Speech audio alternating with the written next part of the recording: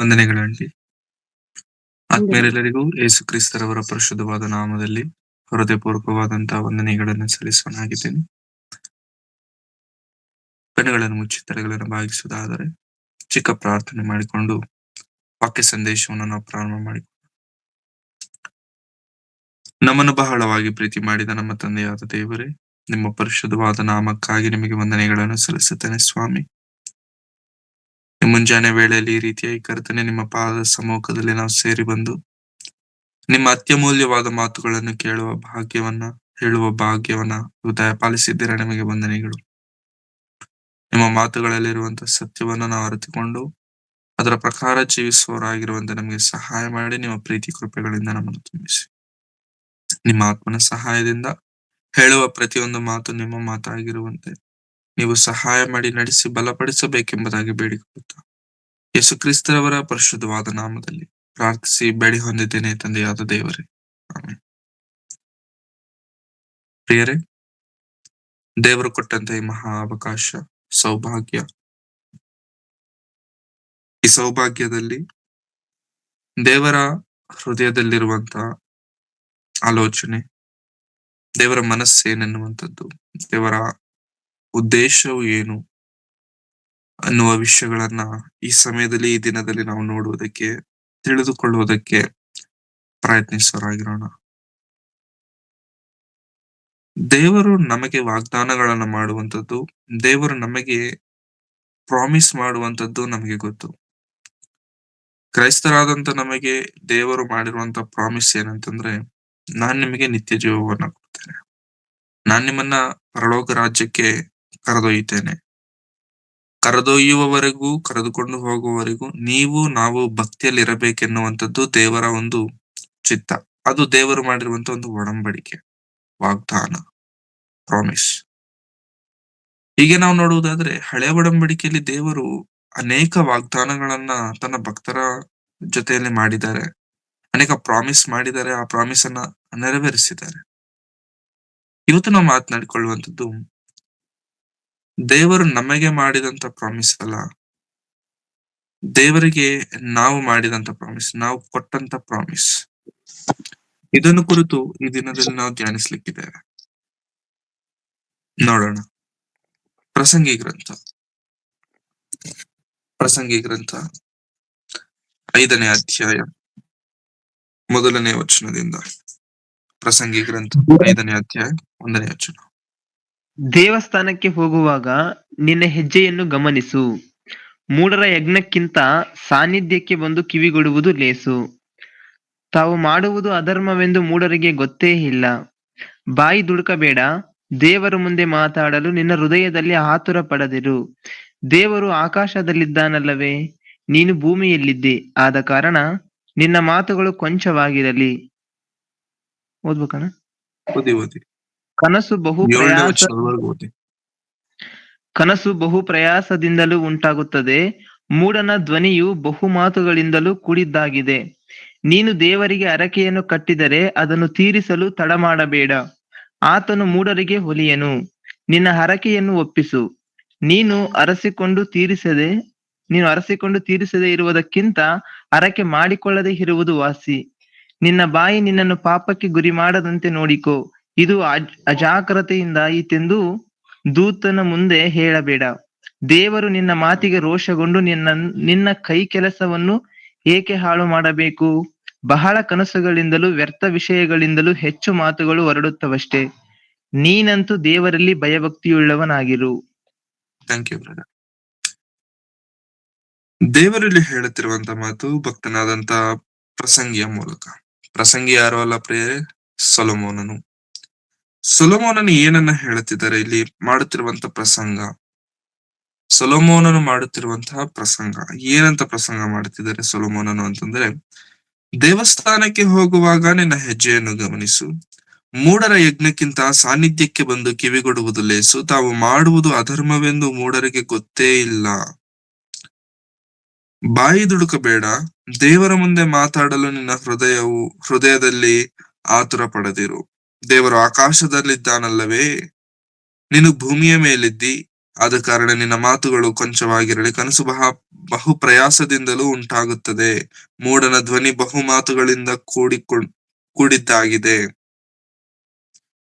ಇಲ್ಲಿ ದೇವರು ಮಾತನಾಡಿಸುತ್ತಾ ಆ ಸೊಲೊಮೋನನ ಮೂಲಕವಾಗಿ ಹೇಳುತ್ತಿರುವಂತ ಮಾತೇನಂತಂದ್ರೆ, ನಿಮ್ಮ ಮಾತುಗಳು ದೇವರ ಸಮ್ಮುಖದಲ್ಲಿ ಬಹಳ ಆಲೋಚನೆಯಿಂದಲೂ ಕೊಂಚವಾಗಿಯೂ ಇರುವುದು ಒಳ್ಳೆಯದು. ದೇವರ ಸಮ್ಮುಖದಲ್ಲಿ ನೀವು ಬಾಯಿ ತೆರೆದು ಮಾತನಾಡಬೇಕಾದ್ರೆ ಬಿ ವೆರಿ ಕೇರ್ಫುಲ್. ಯಾಕಂತಂದ್ರೆ ದೇವರ ಸನ್ನಿಧಾನದಲ್ಲಿ ಸಮ್ಮುಖದಲ್ಲಿ ನೀವು ಬಾಯಿ ತೆರೆದು ಯಾವ ಮಾತನ್ನಾದ್ರೆ ನೀವು ಕೊಡುತ್ತೀರೋ, ಯಾವ ಪ್ರಾಮಿಸ್ ಆದ್ರೆ ನೀವು ದೇವರಿಗೆ ಮಾಡ್ತೀರೋ, God will be waiting for that promise. ದೇವರು ಆ ಒಂದು ಹರಕೆಗಾಗಿ, ಆ ಪ್ರಾಮಿಸ್ಗಾಗಿ ಕಾಯ್ತಿರ್ತಾರೆ. So be very careful. ಯಾಕೆಂತಂದ್ರೆ ದೇವರ ಸಮ್ಮುಖಕ್ಕೆ ಬಂದಂತ ನಾವು ಓವರ್ ಎಕ್ಸೈಟ್ಮೆಂಟ್ ಆಗ್ತಿರ್ತೇವೆ.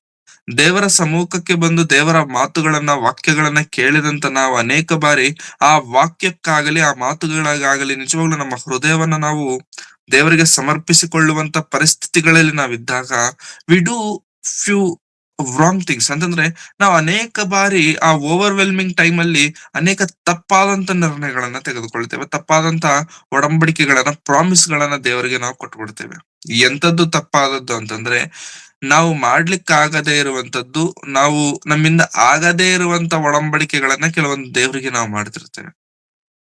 ಏನಾಯ್ತು ಮಾಡಿದ್ರೆ ಅಂತಂದ್ರೆ, ನೀನು ಮಾಡ್ಲಿಕ್ಕಾಗದೇ ಇರುವಂತದ್ದನ್ನ ದೇವರ ಹತ್ರ ನೀವು ಮಾಡಿದಾಗ ದೇವರು ಅದಕ್ಕಾಗಿ ಕಾಯ್ತಿರ್ತಾರೆ.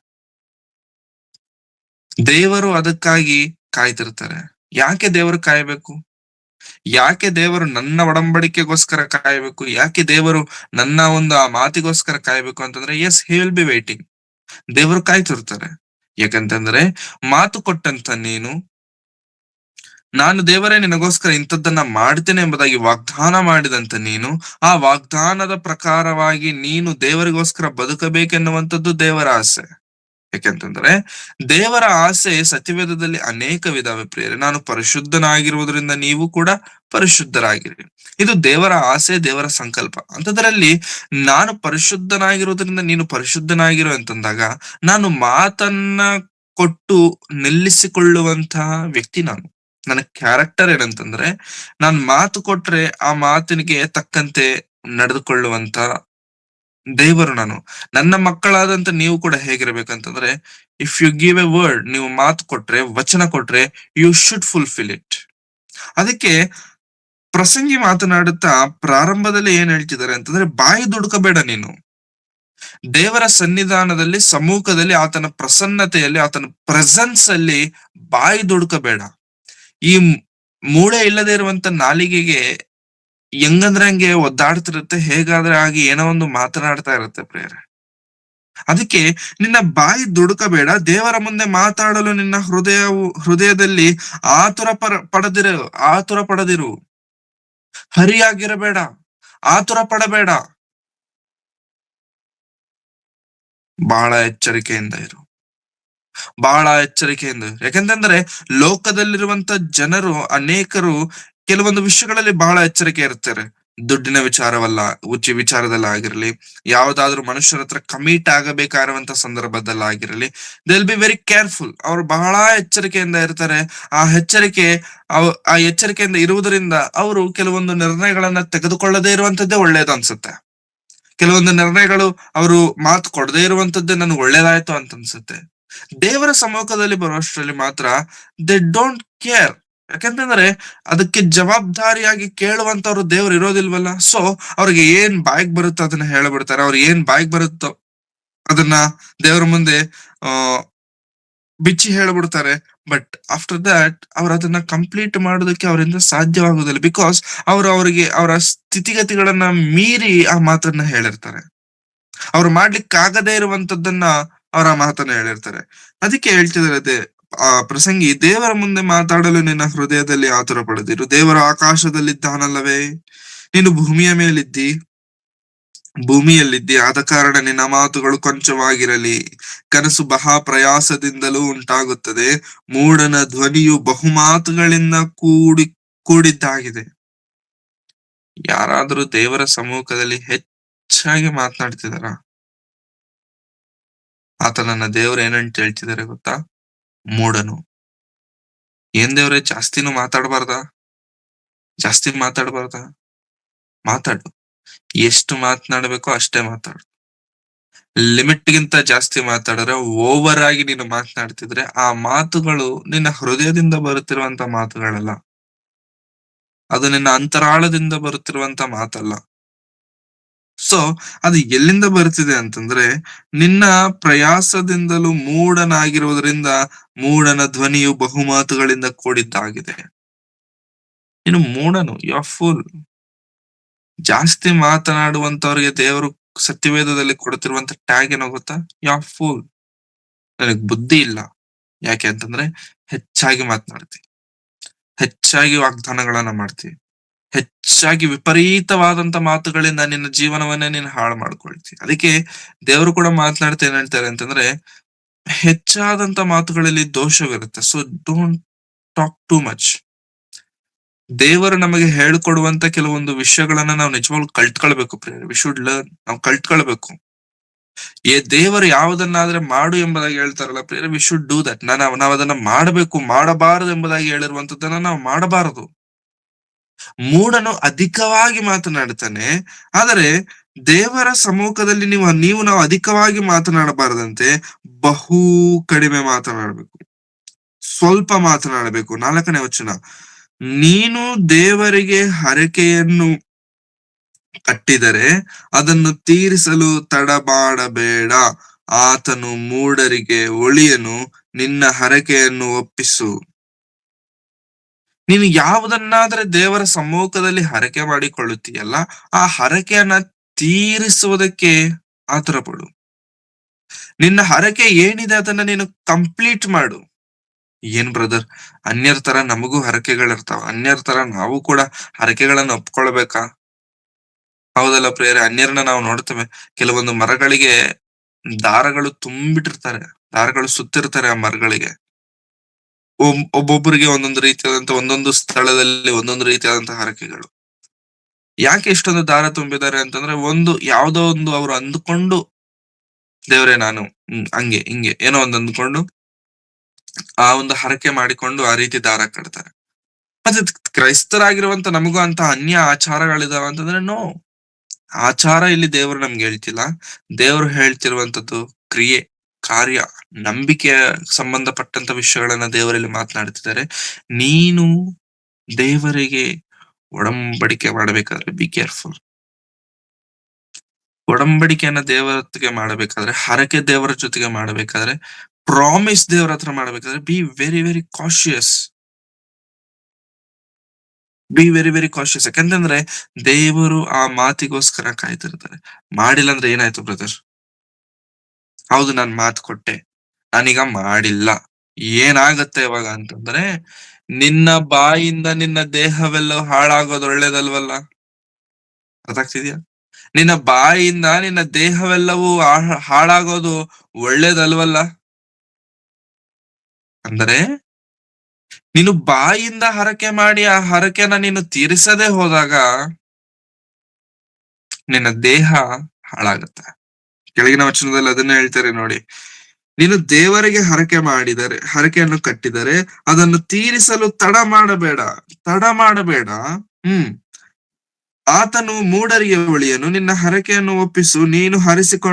ನೀನು ಹರಿಸಿಕೊಂಡು ತೀರಿಸದೇ ಇರುವುದಕ್ಕಿಂತ ಹರಕೆ ಮಾಡಿಕೊಳ್ಳದೇ ಇರುವುದು ವಾಸಿ.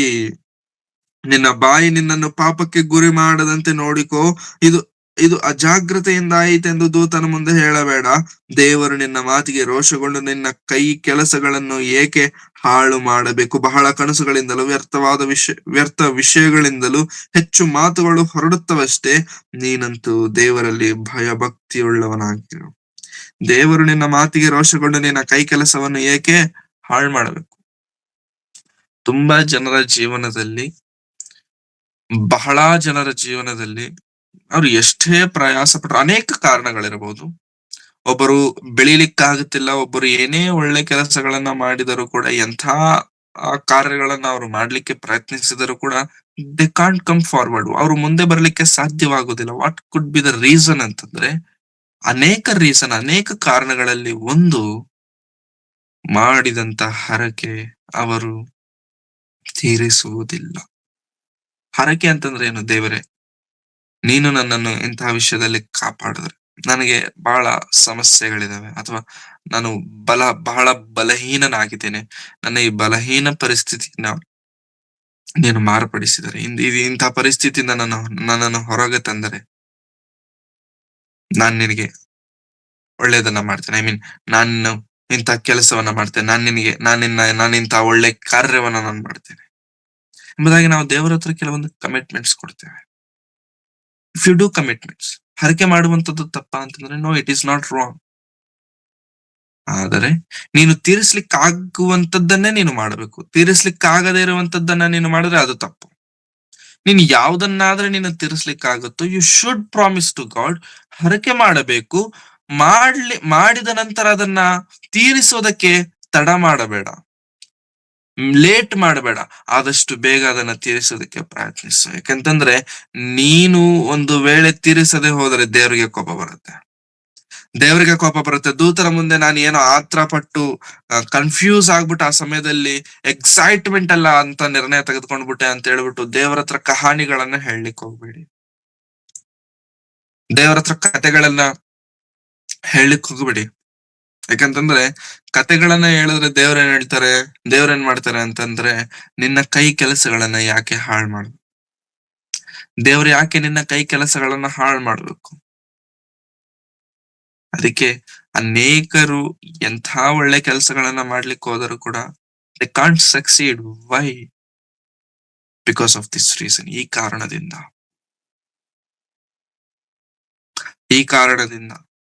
ಹಾಗಂತ ಇದು ಒಂದೇ ಕಾರಣ ಅಂತ ನಾನು ಹೇಳ್ತಿಲ್ಲ, but it may be the reason. ಯಾವುದನ್ನ ನಾವು ಹರಕೆ ಮಾಡಿ, ಯಾವುದನ್ನ ದೇವರೇ ನಾನು ನಿನಗೆ ಇಂಥದನ್ನ ಮಾಡ್ತೇನೆ ಎಂಬುದಾಗಿ ಹೇಳಿ ನಾವು ಮಿಸ್ ಮಾಡ್ತೇವಲ್ಲ ಪ್ರಿಯರೇ, ದೇವರು ಆ ಮಾತನ್ನು ನೆರವೇರಿಸುವವರೆಗೂ ದೇವರು ಬಿಡುವುದಿಲ್ಲ. This is for sure. ದೇವರು ಬಿಡುವುದು ಇಲ್ಲ. ಇದನ್ನ ನಾವು ನೆನಪು ಮಾಡಿಕೊಳ್ಳೋಣ. ದೇವರಿಗೆ ನಾವು ಏನ್ ಆರ್ಕೆ ಮಾಡಿದ್ದೇವೆ? ದೇವರಿಗೆ ನಾವು ಏನ್ ಪ್ರಾಮಿಸ್ ಮಾಡಿದ್ದೇವೆ? ಏನು ದೇವರಿಗೆ ನಾವು ತಿಳಿಸಿದ್ದೇವೆ? ದೇವರೇ, ನಾನು ಮಾಡ್ತೇನೆ, ನಾನು ಕೊಡ್ತೇನೆ, ನಾನು ಬರ್ತೇನೆ. ಏನು ಮಾಡ್ಲಿಕ್ಕಾಗಿಲ್ಲ ಅಂತಂದ ಮೇಲೆ, ಆ ಪ್ರಾಮಿಸ್ ನಾವು ನೆರವೇರಿಸ್ಲಿಕ್ಕಾಗಿಲ್ಲ ಅಂತಂದ್ಮೇಲೆ, ವಿ ಶುಡ್ ನಾಟ್. ನಾವ್ ಯಾರಿಂದನಾದ್ರೂ ಸಹಾಯ ಕೇಳಿದ್ವಿ. ನನಗಿಂತ ಪರಿಸ್ಥಿತಿ ಇದೆ, ನನಗಿಂತ ಬಲಹೀನತೆಯಲ್ಲಿ ನಾನಿದ್ದೇನೆ, ನಿಮ್ಮ ಸಹಾಯ ನನಗೆ ಬೇಕು, ದಯವಿಟ್ಟು ನನಗೆ ಸಹಾಯ ಮಾಡಿ, ದಯವಿಟ್ಟು ನನ್ನನ್ನು ಬಲಪಡಿಸಿ ಎಂಬುದಾಗಿ ನಾವು ಅವ್ರನ್ನ ಸಹಾಯ ಕೇಳಿದ್ವಿ ಅಂತಂದ್ರು, ಅವರು ನನಗೆ ಸಹಾಯ ಮಾಡ್ತೇನೆ ಎಂಬುದಾಗಿ ಹೇಳಿದ್ರು. ಇವಾಗ ಸಹಾಯ ಮಾಡ್ತೇನೆ ಎಂಬುದಾಗಿ ಹೇಳಿದಂತವ್ರು ಆದಷ್ಟು ಬೇಗ ಮಾಡಿದ್ರೆ ಒಳ್ಳೇದು. ಅವ್ರು ತಡ ಮಾಡ್ತಿದ್ದಾರೆ. ಎಷ್ಟು ತಡ ಮಾಡ್ತಿದ್ದಾರೆ ಅಂತಂದ್ರೆ, at the end of the day ಅವ್ರು ಕೊಡೋದೇ ಇಲ್ಲ ಅನ್ನೋ ಲೆವೆಲ್ ಆಯ್ತು. ಇವಾಗ ಒಂದು ವ್ಯಕ್ತಿ, ಒಂದು ಮನುಷ್ಯನು ನಮಗೆ ಯಾವುದೋ ಒಂದು ಮಾತನ್ನ ಹೇಳಿ ನಾನ್ ಮಾಡ್ತೇನೆ, ಕೊಡ್ತೇನೆ ಎಂಬುದಾಗಿ ಹೇಳಿದ್ರೇನೆ ಆ ಮಾತಿಗೆ ನಾವು ಕಾಯ್ಕೊಂಡಿರ್ತೀವಲ್ಲ ಪ್ರಿಯರೇ, ದೇವರಿಗೆ ನಾವು ಕೊಟ್ಟಾಗ he will also be waiting for you. ದೇವರು ಕೂಡ ನಮ್ಮ ಮಾತಿಗೋಸ್ಕರವಾಗಿ ಕಾಯುತ್ತಾ ಇರ್ತಾರೆ. ಯಾಕೆಂತಂದ್ರೆ ನೀನು ಅದನ್ನ ನೆರವೇರಿಸಬೇಕು, ನೀನು ಅದನ್ನ ಸಂಪೂರ್ಣವಾಗಿ ನೆರವೇರಿಸಬೇಕು. ದೇವರು ಹೇಗಾದ್ರೆ ಎಲ್ಲಾ ಕಾರ್ಯಗಳನ್ನ ಮಾಡಿ ಎಲ್ಲವನ್ನ ಒಳ್ಳೆಯದೆಂಬುದಾಗಿ ಸೃಷ್ಟಿ ಮಾಡಿ ರೆಸ್ಟ್ ಮಾಡಿದರೋ, ನಾವು ಕೂಡ ಯಾವ ಮಾತನ್ನಾದ್ರೆ ನೀವು ಕೊಟ್ಟಿದ್ದೀವಲ್ಲ ಪ್ರೇರೆ, ವಿ ಶುಡ್ ಕಂಪ್ಲೀಟ್ ಇಟ್. ನಾವದನ್ನ ಸಂಪೂರ್ಣವಾಗಿ ಪೂರೈಸುವವರಾಗಿರಬೇಕು. ಅರಸನಾದ ಸೌಲನು ದೇವರ ಬಳಿಗೆ ಬರಬೇಕಾದ್ರೆ, ದೇವರು ಅರಸನನ್ನು ಆರಿಸಿಕೊಂಡ ನಂತರ ಅಭಿಷೇಕಿಸಿದ ಸಮುವೇಲನು ದೇವರಿಗೆ ಮಾತು ಕೊಟ್ಟ, ದೇವರೇ ನೀನ್ ಏನಾದ್ರೂ ಹೇಳ್ತೀಯ, ನಾನು ಅದನ್ನ ಮಾಡ್ತೇನೆ, ನೀನ್ ಏನ್ ಹೇಳ್ತೀಯ ಅದನ್ನ ನಾನು ಮಾಡ್ತೇನೆ. ಹೌದಾ? ಹಾಗಾದ್ರೆ ಹೋಗು, ಎಲ್ಲರನ್ನ ಕೊಂದುಬಿಡು, ಎಲ್ಲರನ್ನ ಸಾಯಿಸಿಬಿಡು, ಯಾವುದನ್ನು ನೀನು ಉಳಿಸಲೇಬಾರದು, ಎಲ್ಲವನ್ನ ನೀನು ಹತ ಮಾಡಬೇಕೆಂಬುದಾಗಿ ದೇವರು ಅರಸನಾದಂತ ಸೌಲನಿಗೆ ಹೇಳಿದಾಗ, ಸೌಲನು ಮಾಡಿದ ಕೆಲಸ ಏನೇಳಿ ಮಾಡ್ದ, ಕೆಲಸ ಮಾಡ್ದ. ಆದರೆ ಸಂಪೂರ್ಣವಾಗಿ ಮಾಡಿಲ್ಲ. ಕೆಲಸ ಮಾಡಿಲ್ವಂತಂದ್ರೆ ಮಾಡ್ದ, ಆದ್ರೆ ಸಂಪೂರ್ಣವಾಗಿ ಅದನ್ನ ಮಾಡಿಲ್ಲ. ಕೆಲವನ್ನ ಉಳಿಸಿದನಂತೆ. ಕೊಬ್ಬಿದ ಕೆಲವು ಪಶುಗಳನ್ನ, ಪ್ರಾಣಿಗಳನ್ನ ಉಳಿಸಿ, ಯಾಕೆ ಸೌಲನೇ ನೀನು ಉಳಿಸಿದೀಯಾ? ದೇವರು ನಿನಗೆ ಏನ್ ಹೇಳಿದ್ದಾರೆ? ಎಲ್ಲವನ್ನ ಯಾವುದು ಇರದಂತೆ ಎಲ್ಲ ಹಾಳು ಮಾಡ್ಲಿಕ್ಕೆ ತಾನೇ ಹೇಳಿರೋದು. ನೀನು ಯಾಕೆ ಉಳಿಸಿದೀಯಾ ಸೌಲನೇ ಅಂತಂದಾಗ, ಅವಾಗ ಸೌಲನು ಕೊಟ್ಟಂತ ಉತ್ತರ, ನಿನ್ನ ದೇವರಿಗೋಸ್ಕರ. ನಿನ್ನ ದೇವರಿಗೆ ಬಲಿ ಕೊಡ್ಬೇಕಲ್ಲ, ನಿನ್ನ ದೇವರಿಗೆ ಹೋಮ ಮಾಡಬೇಕಲ್ಲ, ನಿನ್ನ ದೇವರಿಗೆ ನೈವೇದ್ಯವನ್ನ ಕೊಡಬೇಕಲ್ಲ.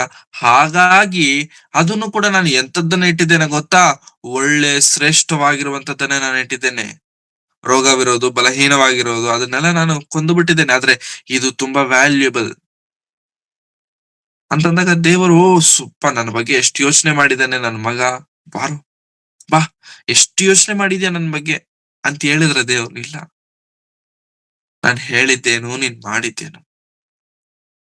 ಅಲ್ಲ ದೇವ್ರೆ, ನಿನಗೋಸ್ಕರ ನೋ, ನನಗೋಸ್ಕರ ಬೇಕು ಅಂತ ನಾನು ಕೇಳದ್ನ ನಿನ್ಗೆ? ನೀನ್ ಏನಾದ್ರೆ ಹೇಳಿದ್ಯಾ ಅದನ್ನ ನೀನ್ ಮಾಡ್ಬೇಕಷ್ಟೇ. ಅದಕ್ಕಿಂತ ಹೆಚ್ಚು ನೀನು ಮಾಡಬಾರದು, ಅದಕ್ಕಿಂತ ಕಡಿಮೆ ನೀನು ಮಾಡಬಾರದು.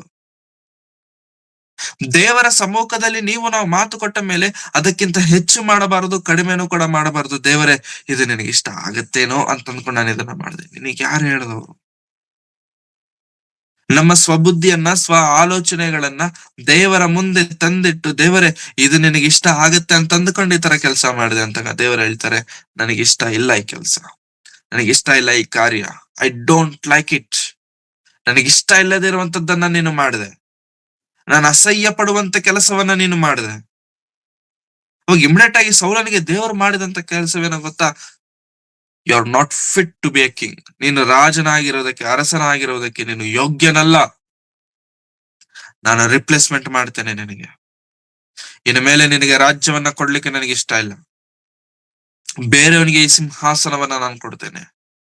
ಆಗ ಬಂದಂತ ಅರಸನೇ ದಾವೀದನು. ದೇವರ ಸೇವೆಯಲ್ಲಿ, ದೇವರ ಸಮ್ಮುಖದಲ್ಲಿ ನಿನಗೆ ನನಗೆ ದೇವರು ಕೊಟ್ಟಿರುವಂತದ್ದು ಒಳ್ಳೆ ಪೋಸ್ಟ್ ಆಗಿದ್ದಾಗ್ಯೂ ಕೂಡ ಆ ಪೋಸ್ಟ್ ಅನ್ನ ದೇವರೇ ಕೆಡವ್ತಾರೆ. ವೈ? ಬಿಕಾಸ್ ನೀನು ಅದನ್ನ ಸರಿಯಾಗಿ ಸಂರಕ್ಷಿಸಿಕೊಂಡಿಲ್ಲ, ಕಾಪಾಡಿಕೊಂಡಿಲ್ಲ. ಹೇಗೆ? ಏನಾಯ್ತು ಅಂತಂದ್ರೆ, ನೀನು ಹೇಳಿದ ಮಾತನ್ನ ಸರಿಯಾಗಿ ಅದನ್ನ ನೆರವೇರಿಸಿಲ್ಲ. ಯು ಡಿಡ್ ಹೇಳಲ್ಪಟ್ಟಂತ ಇದ್ದದ್ದಕ್ಕೆ ಸೌಲನ ಜೀವನದಲ್ಲಿ ಸರಿ ಮಾಡಿಕೊಳ್ಳಲಿಕ್ಕೆ ಆಗದೇ ಇರುವಂತ ದೊಡ್ಡ ತಪ್ಪನ್ನ ಮಾಡ್ಬಿಟ್ಟ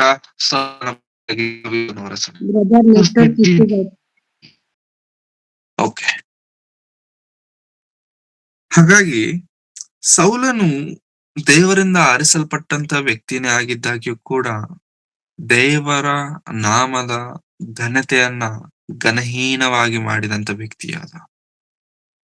ಈಗ ನಿಮ್ಮ ಜೀವನದಲ್ಲೂ ಕೂಡ ಪ್ರೇರೆ, ಈ ಹೊಸ ಒಡಂಬಡಿಕೆಯ ಕಾಲದಲ್ಲಿ, ಈ ಕೊನೆಯ ದಿನದಲ್ಲಿ ದೇವರು ನಮ್ಮನ್ನು ಆರಿಸಿಕೊಂಡದ್ದರಿಂದಲೇ ಇಲ್ಲಿ ಈ ರೀತಿಯಾಗಿ ನಾವು ಈ ಮುಂಜಾನೆ ವೇಳೆಯಲ್ಲಿ ಕುಳಿತಿದ್ದೇವೆ. That's for sure. ಆದರೆ ಇಲ್ಲಿ ಕುಳಿತಂತ ನಾವುಗಳು, ಇಲ್ಲಿ ಸೇರಿ ಬಂದಂತ ನಾವುಗಳು ದೇವರ ವಾಕ್ಯಕ್ಕೆ ನಿಜವಾಗ್ಲೂ ವಿಧೇಯರಾಗಿ ಬದುಕ್ತಿದ್ದೇವ? ದೇವರಿಗೆ ಏನಾದ್ರೆ ಹೇಳಿದಾರೆ ಅದನ್ನ ನಾವು ಮಾಡ್ತಿದ್ದೇವ? ಅಥವಾ ದೇವರಿಗೆ ನಾವು ಕೊಟ್ಟಿರುವಂತ ಮಾತೇನಾದ್ರೂ ಇದೆಯಲ್ಲ ಅದನ್ನ ನಾವು ನೆರವೇರಿಸುತ್ತಿದ್ದೇವಾ? ಆರ್ ವಿ ಜಸ್ಟ್ ಅದನ್ನ ತಳ್ಕೊಂಡು ಹೋಗ್ತಿದ್ದೇವ? ನೋ. ದೇವರಿಗೆ ಯಾವ ಮಾತನ್ನಾದ್ರೆ ನಾವು ಕೊಟ್ಟಿದ್ದೇವಲ್ಲ ಪ್ರೇಯರೆ, ವಿ ಶುಡ್ ಕಂಪ್ಲೀಟ್ ಇಟ್. ನಾವು ಅದನ್ನ ಸಂಪೂರ್ಣವಾಗಿ ನೆರವೇರಿಸಬೇಕು. ಯಾಕಂತಂದ್ರೆ ದೇವರು ಕಾಯ್ತಿರ್ತಾರೆ.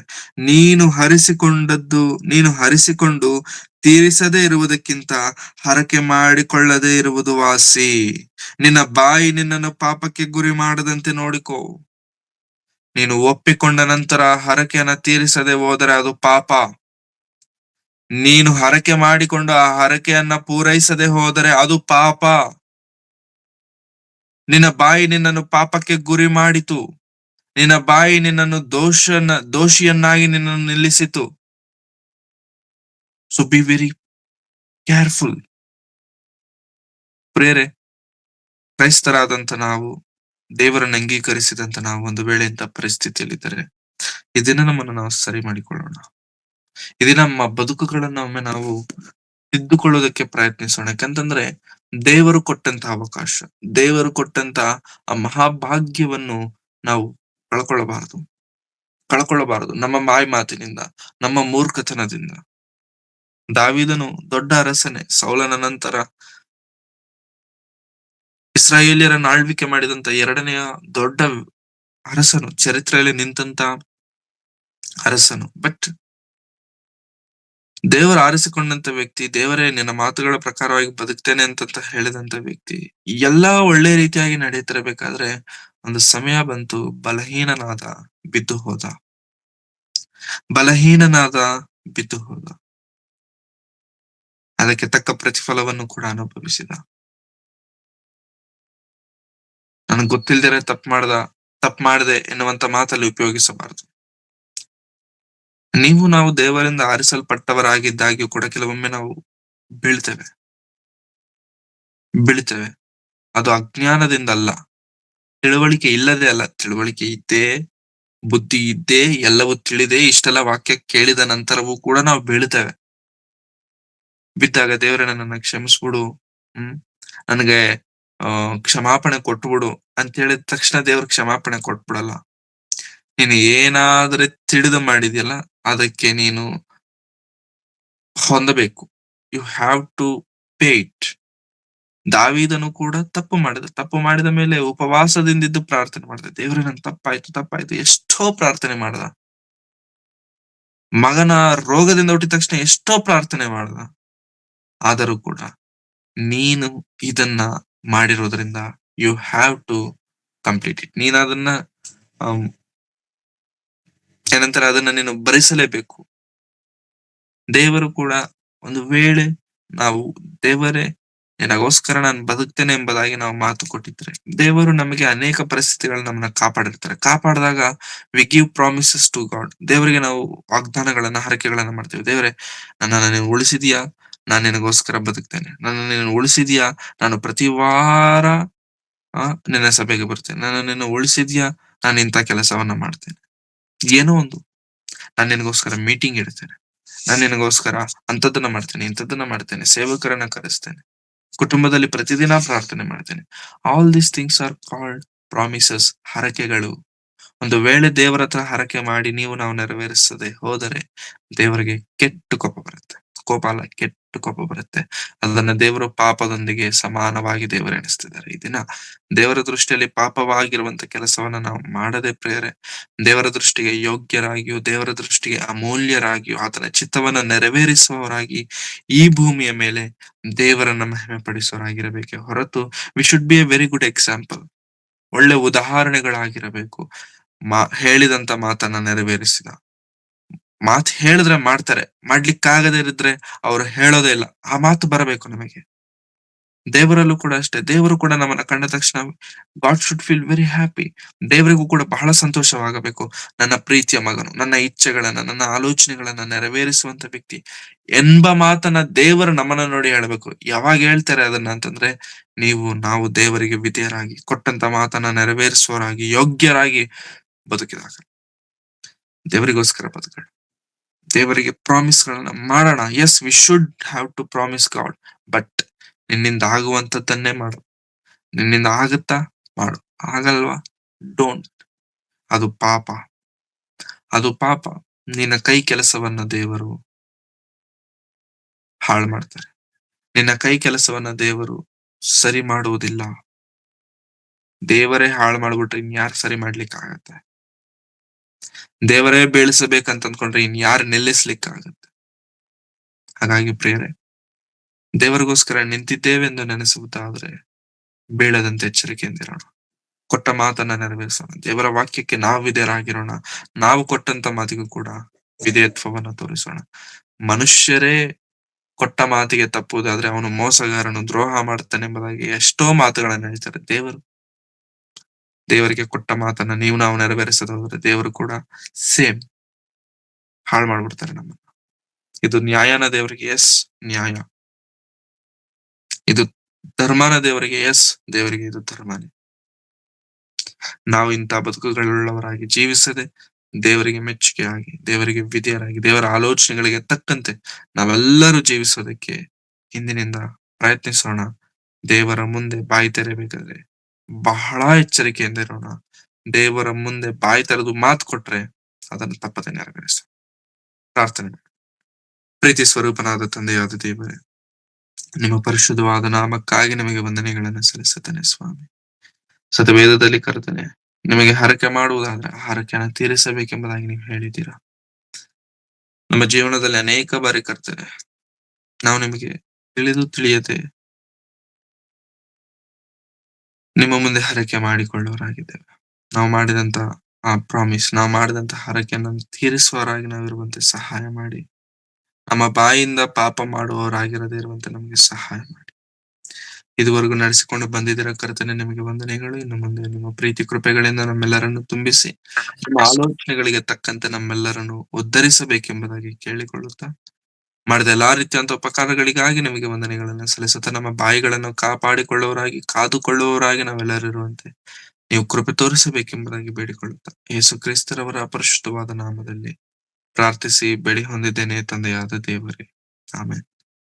ನಮ್ಮ ತಂದೆಯಾದ ದೇವರ ಪ್ರೀತಿಯು, ಕರ್ತನಾದಂತ ಯೇಸು ಕ್ರಿಸ್ತರವರ ಕೃಪೆಯು, ಪವಿತ್ರಾತ್ಮನ ಅನ್ಯೋನ್ಯತೆಯು, ಸಹವಾಸವು ಇಂದಿಗೂ ಎಂದಿಗೂ ಸದಾಕಾಲ ಕರ್ತನ ಬರುವ ತನಕ ನಮ್ಮೆಲ್ಲರೊಂದಿಗೆ ಸದಾ ನೆಲೆಯಾಗಿರಲಿ ಸ್ವಾಮಿ.